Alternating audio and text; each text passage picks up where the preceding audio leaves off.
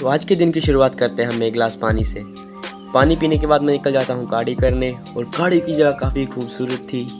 तो यहाँ पे हम करते हैं अपनी एक्सरसाइज, जिसमें कि मैं 350 कैलोरीज बर्न करता हूँ और निकल आता हूँ घर की ओर। तो घर आने पर सबसे पहले हमें मिलता है और इसके बाद हम दोनों करते हैं पोजिंग, और ये करता है थोड़ी सी गप्पे लगाता है। और इसके बाद मैं नहाने के बाद फिर से करता हूँ पोजिंग और लेता हूँ अपना ब्रेकफास्ट।